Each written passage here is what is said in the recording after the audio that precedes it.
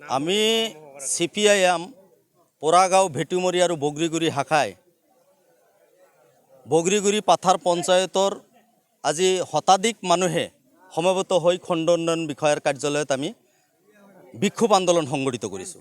এই কাৰণেই কৰিছোঁ, আমি লক্ষ্য কৰিছোঁ যে PMAY ঘৰৰ অধীনৰ বহুত মানুহে জব কাৰ্ডৰ বকেয়া টকা পোৱা নাই। এই টকা অতি শীঘ্ৰে আদায় দিব লাগে।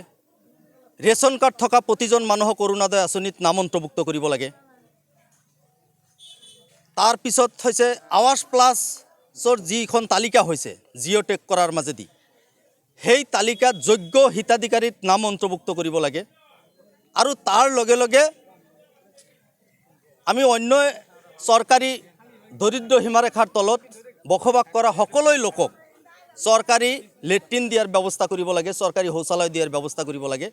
এই দাবীকেইটাৰ ভিত্তিত আমি কি কৰিছোঁ, আজি গোবৰ্ধনা খণ্ড উন্নয়ন বিষয়াৰ কাৰ্যালয়ত আমি বিক্ষোভ আন্দোলন কৰিছোঁ। আমি লক্ষ্য কৰিছোঁ যে চৰকাৰে যেতিয়া ঘৰ দিছে মাত্ৰ 1,52,000 টকাৰ স্কিমত টকা বৰাদ্দ কৰিছে, কিন্তু এই টকাখিনি দি চৰকাৰী ঘৰ নহয়। মানুহে ঘৰ সম্পত্তি গৰু ছাগলী বিক্ৰী কৰি পেলাই চৰকাৰী ঘৰ সম্পূৰ্ণ কৰিছে। কৰাৰ পিছতো এই ঘৰৰ ফটো মৰাৰ নামত পঞ্চায়তৰ GPC আৰু JR আছে 500 পৰা 1000 টকাকৈ সংগ্ৰহ কৰিছে সাধাৰণ দুখীয়া মানুহৰ পৰা। এই ভুক্তভোগী জনতাই এই দাবী তেওঁলোকে উত্থাপন কৰিছে, এই অসুবিধাটো তেওঁলোকে উত্থাপন কৰিছে। আজি ক্ষোভিত হৈ পেলাই এই জনসাধাৰণখিনি আজি খণ্ড উন্নয়ন বিষয়াৰ কাৰ্যালয়ত এই বিক্ষোভ আন্দোলনত সমবেত হৈছে।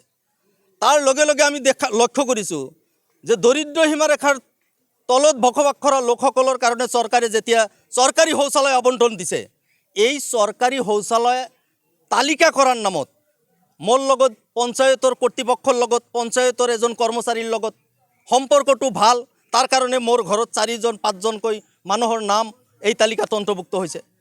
সাধাৰণ দুখীয়া মানুহসকলৰ পঞ্চায়তৰ কৰ্মচাৰীসকলৰ লগত সম্পৰ্কটো ভাল নহয়। তেওঁলোকৰ লগত আহি মানে উঠা বহা কৰিব নোৱাৰে নিজৰ কাম বাদ দি পেলাই। সেইকাৰণে তেওঁৰ নামটো চৰকাৰী লেট্ৰিনৰ তালিকাত নাম অন্তৰ্ভুক্ত হোৱা নাই।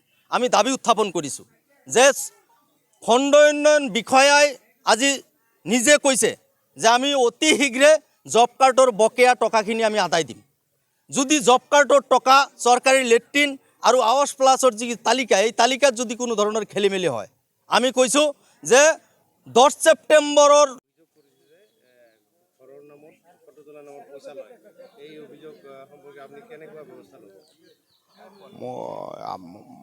মোৰ তাতে একো মানে এনে ইনফৰমেশ্যন অহা নাই। আৰু মই যদি কোনোবা যদি লৈছে তেতিয়া আমি লিখিত পালে কিবা একশ্যন ল'বলৈ ল'ম আৰু কি।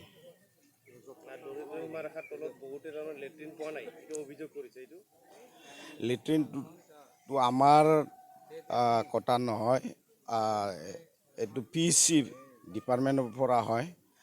আগত মানে অনলাইনত বহুত কিবা কৰিছিলে, আমি বহুত অনলাইনত কৰাটো কিবা ভেৰিফাই গাঁৱত ইনকুৱাৰী ইনস্পেকশ্যন কৰি পেলাই এতিয়া আমি ডিষ্ট্ৰিক্ট লেভেলত ছাবমিট দিছে।